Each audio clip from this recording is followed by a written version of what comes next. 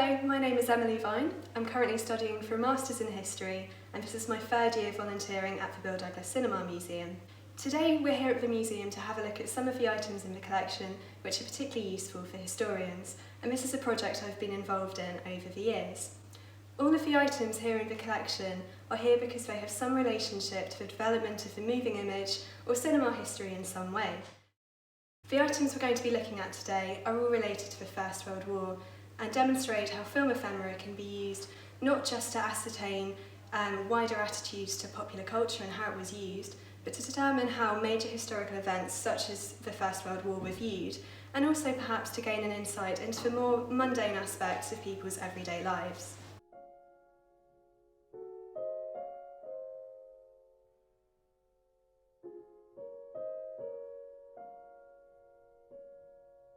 So this is one of my favourite items in the collection. It's a Moyen-Basti cinematograph camera. It dates from around 1909 and it was owned by one of the official war cinematographers, J.B. McDowell. Now, J.B. McDowell was involved in filming some of the footage for the iconic war film, The Battle of the Somme.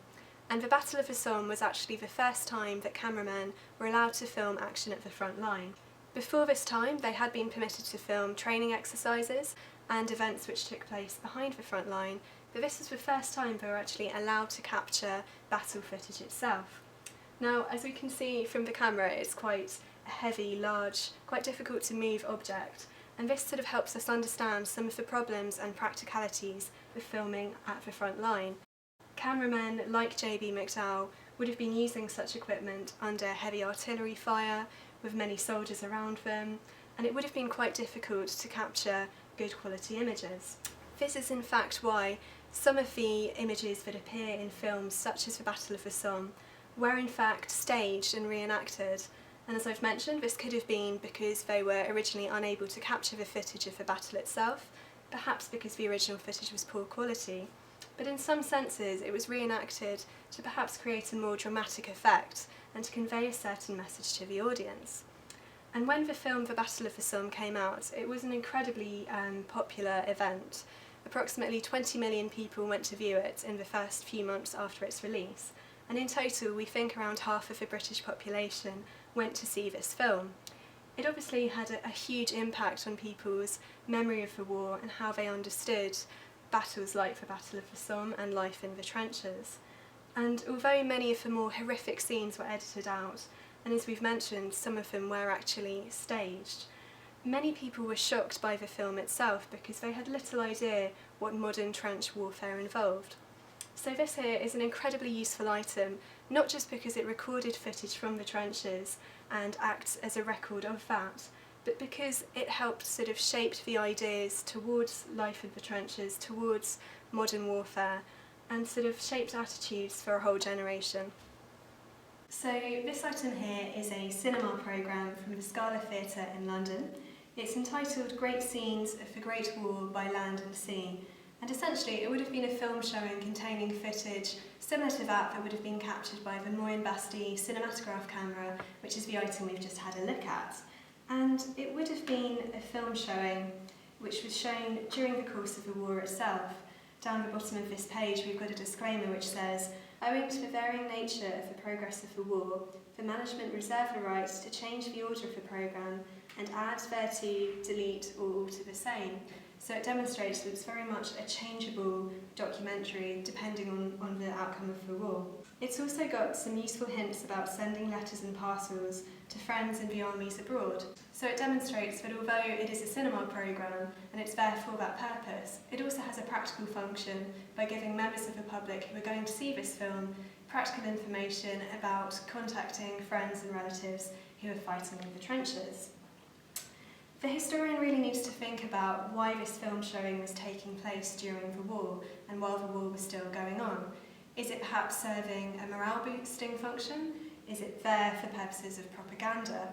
Or is it part of a wider commercial endeavour, perhaps tapping into a public interest and something that they know that people want to see? We can see here that they have showings twice daily, suggesting it was an incredibly popular cinematic event and that people really wanted to go and see these films. The language of the cinema programme itself is incredibly nationalistic, So it says things like our enemies at war.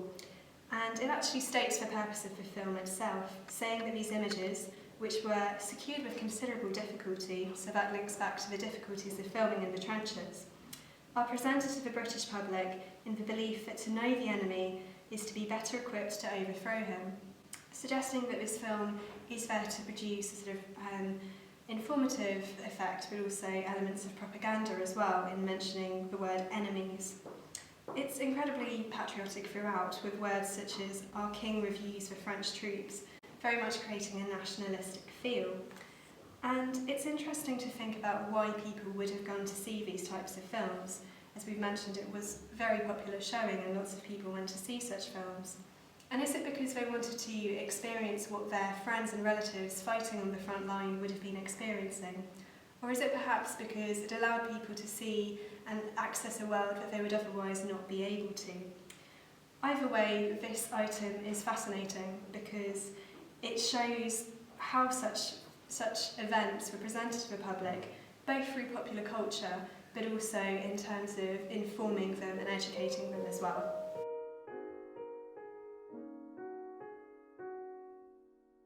So here we've got some wonderful stereo cards containing images from the First World War, and they're mainly images of life in the trenches and frontline action.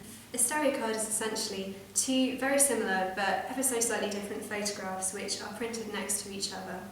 And when you view them through a stereoscope, which is this wonderful thing which looks a bit like a pair of binoculars, essentially you put the card into this holder here, you look through it, and basically your mind blurs the two slightly different images to create one 3D image. So lots of people would have owned these stereoscopes, and it would be a way to sort of experience some kind of 3D moving image in your own home. So this set of stereo cards are all images from the First World War, and they were produced in about 1918 or 1919, so directly after the war ended. And similarly, when we were thinking about why you would present footage of the trenches during the war, we sort of need to think about why people would want to buy these and why they'd want to own these images shortly after the war ended. So a lot of these images create a very sort of nationalistic view of Britain's involvement in the war, and they emphasise the sort of bravery and camaraderie of the British soldiers. And a lot of the images are quite disturbing actually. So this is an image of a dead German soldier who's been caught up on some British barbed wire, and he's referred to as a dead Jerry in the caption on this stereo card. So it is very nationalistic in the tone. And we really need to think about these cards not just as a photographic record, but as conveying a certain message to the British public, to those who would have bought them. The title of this entire stereo card collection is called Realistic Travels, so it's the idea of travelling to a location, to an event that you wouldn't be able to experience, but you can access through the wonder of 3D, through the wonderful stereoscope viewer. You can experience what it's like to be there.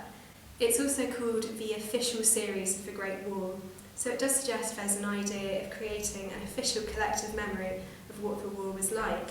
And especially in the years directly after the war, 1918, 1919, the idea that lots of people would have owned and viewed these stereo cards suggests that this item was used to create shared and collective understandings of the war.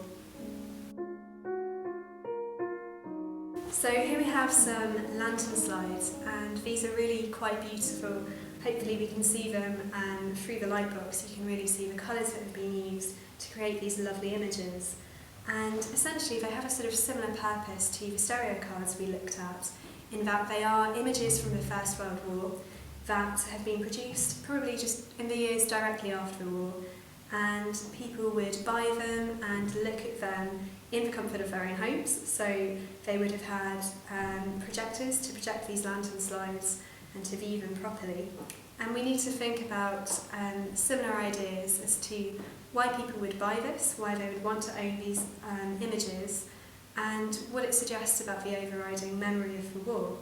So once again, we've got sort of a lot of nationalistic images, a lot of camaraderie in these pictures as well. And we need to think about how this would have shaped people's understandings of the war.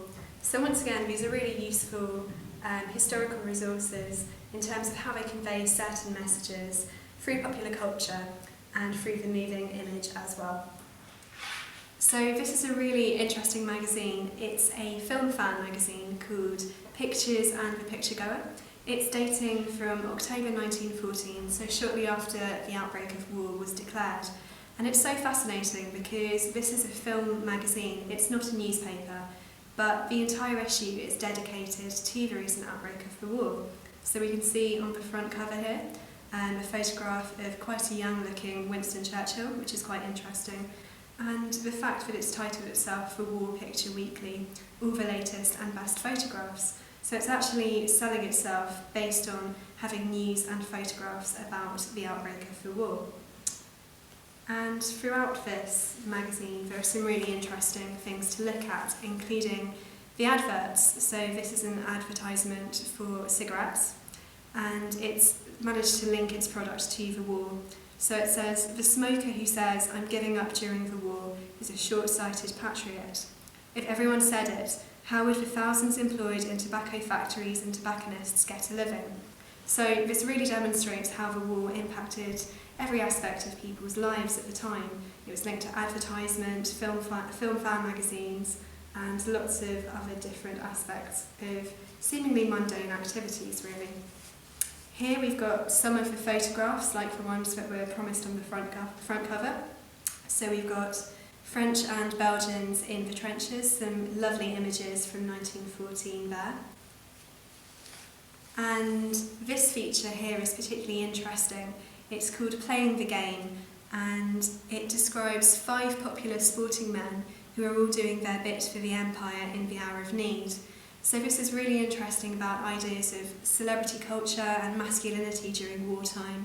The fact that these are presented as ideal men who are both sporting and fighting for their country as well, and that really sort of expresses what was expected of men at the time. So this whole source is really interesting insight into how something like a film magazine, which shouldn't really be directly related to current affairs like the war, has been affected by this great event so severely, in the sense that most of the features within it are relating to the war in some sense. So it's really interesting in demonstrating how popular culture was used to present the war to the general population. So this is perhaps one of the most interesting items we're going to look at. It's a cinema programme from the Hyde Park Picture House in Leeds, and it contrasts greatly with the Picture and Picturegoer magazine which we just looked at. The Picturegoer magazine was an example of an item which demonstrates how greatly the war had impacted upon everyday life, whereas this item actually shows very little about the war. And it's also an example of an item of film ephemera, which wasn't meant to have a long-term historical impact or lasting significance. It lists the cinema programme for the week April the 13th to the 15th, 1916. So it wasn't meant to have any significance beyond those dates, or indeed beyond the area of Leeds. And as I've mentioned, it's quite interesting for what it doesn't say about the war, rather than what it does. So there are a couple of implicit references. So it mentions the Pathé Gazette, which would have been a topical news item, and we can assume that news from the front line would have been mentioned there. There's also a drama called Keep the Lads Homecoming. That obviously suggests it has some relation to the war. But there's lots of other sort of variety acts as well. There's a variety act called The Ham Actors, which apparently includes pigs performing clever tricks. And there's also a documentary about Japan. So it's a range of other programmes and other short films which have no relation to the First World War. And I find this quite interesting because it perhaps suggests that there is a semblance of normality and life continuing as normal. Perhaps that the war wasn't a completely all-encompassing thing which took over people's whole lives. And this item is particularly fascinating because it can tell us what people were interested in at the time, what they were talking about, what they went to the cinema to see, and perhaps suggests that the mundane, everyday life things are just as interesting as information about the Great War.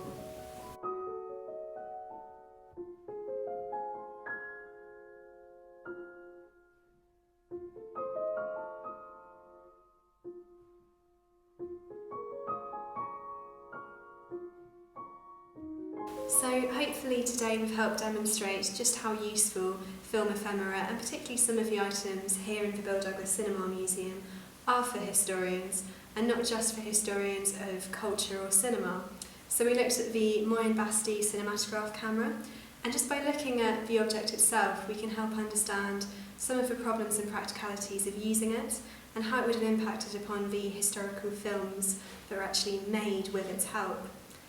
We looked at the cinema programme, which demonstrates how such footage would have been presented to the public, the stereo cards and lantern slides, which would have helped people access images of the war they would otherwise be unable to, and help shape collective ideas about the war.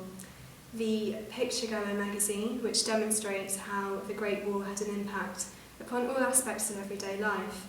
It's a film fan magazine, it's not a newspaper, yet many of the features within it are directly relating to the war. And then the Hyde Park Picture House cinema programme, which is so interesting precisely because it doesn't mention that much about the war, and perhaps suggests something very interesting about how everyday life was able to continue during the war. So some of these items were expected to create a memory of the war, such as the stereo cards and the lantern slides, and some of them are so interesting precisely because they were not expected to have any long-term historical significance, such as the Hyde Park Picture House programme. But all of these items are equally useful for historians, and history students at Exeter are increasingly using a range of this material, and there's great scope for research to continue as well. And hopefully this has helped demonstrate just how useful film ephemera is for a wide range of historical studies, to help provide an insight into attitudes towards major events such as the First World War, and also some more mundane aspects of people's everyday lives and attitudes. If you would like to view any of these items in the collection, the Bill Douglas Cinema Museum is a free museum. You can come in and see us 10 till 5 every day, and you can contact the curator to arrange to view any of these items.